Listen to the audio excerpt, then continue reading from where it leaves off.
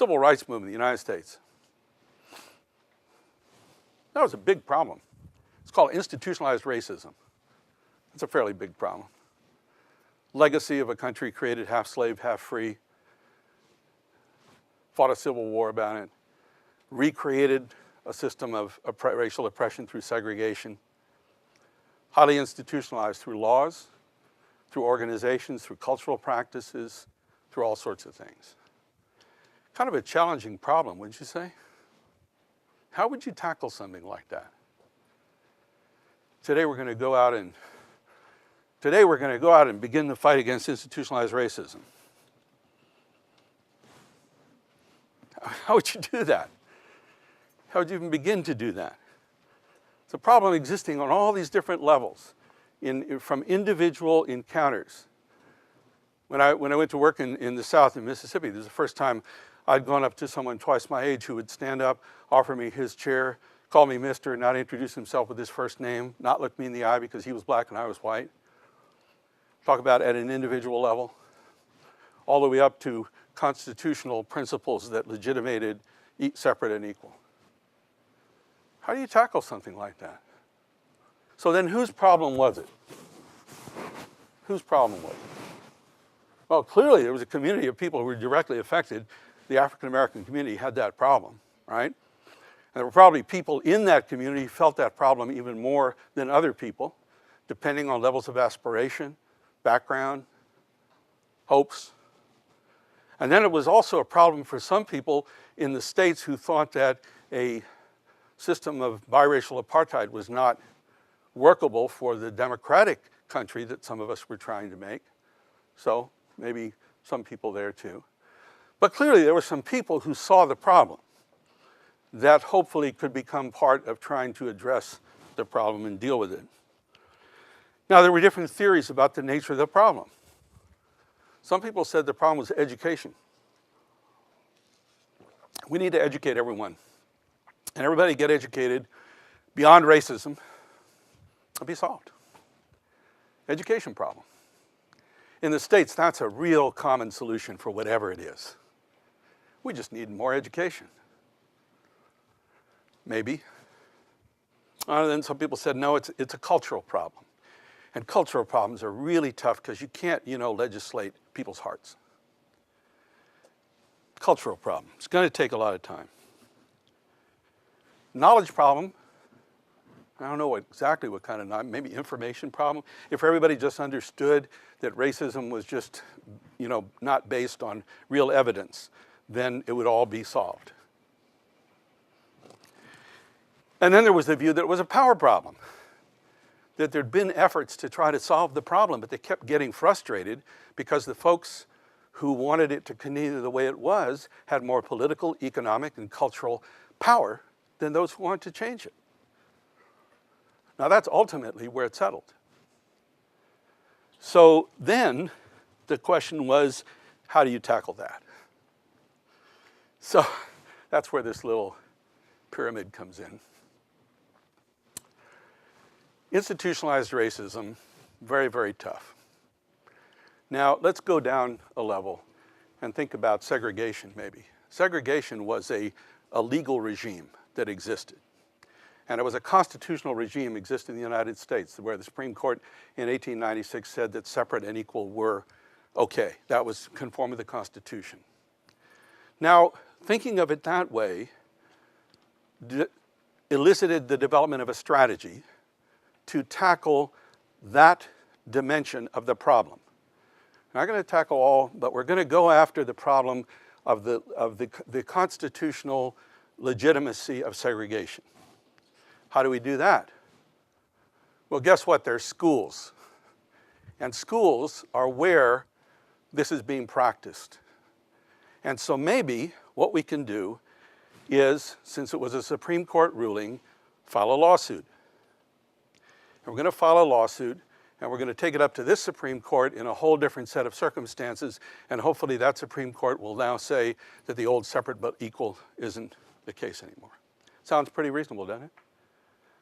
That was the thinking behind Brown v. Board of Education that eventually led to the Supreme Court deciding that separate was not equal, but inherently.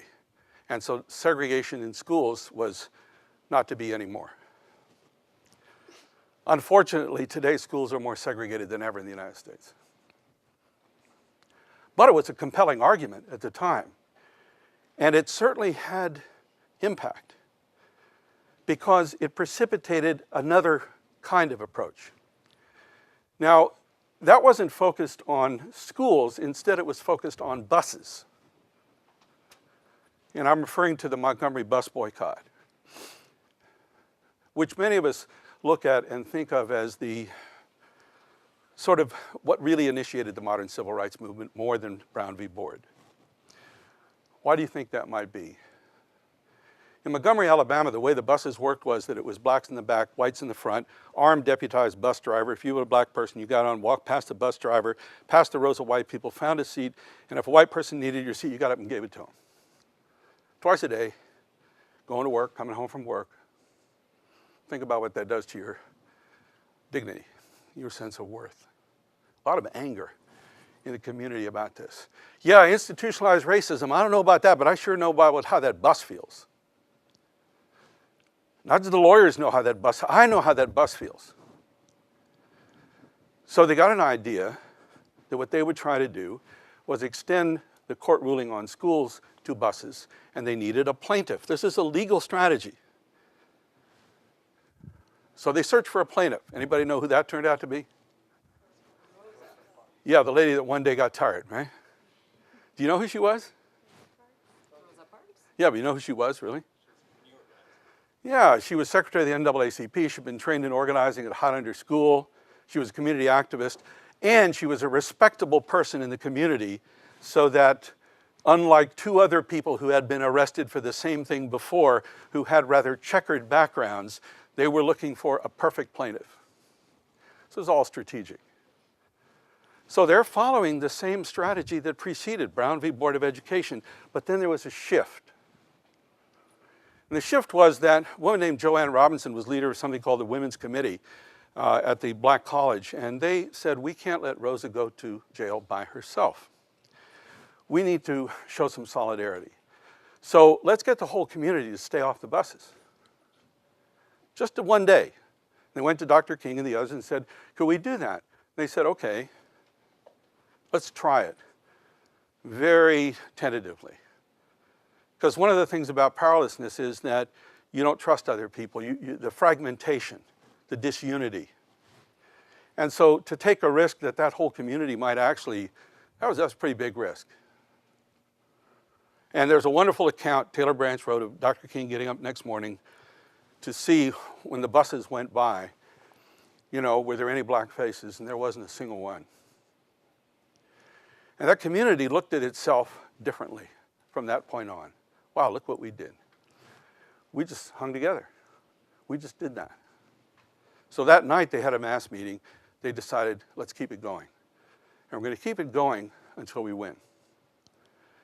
Now, that was a new theory of change. What was that theory of change? Anybody? The first theory of change was litigation. We're going to go through the courts. We're going to get a lawsuit. We're going to get a court order, and that is going to change. We're going to use the coercive power of the state, which is what lawsuits are all about, to force a change in behavior. That is the practice of how the buses are organized here in this community, because that's what we think it's going to take to begin ending institutionalized racism. What was the new theory of change? So it turns out that the buses actually depended on the people, not just the people on the buses. How about that discovery? This is Gandhi's whole basic understanding of power, that it's interdependent, that systems that oppress ultimately always depend on the cooperation of those whom they oppress. And it may be costly to withdraw, but you always have that option. So the resource everybody in that community had was what?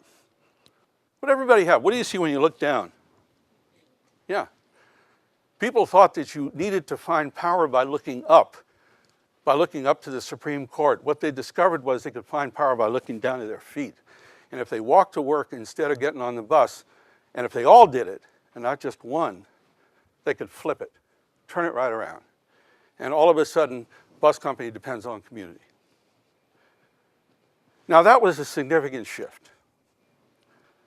They discovered that by collaborating, they could create real power, not just with each other, but over the bus company and over the city council. And so what came out of that was desegregated buses, a powerful community, and lots of leadership.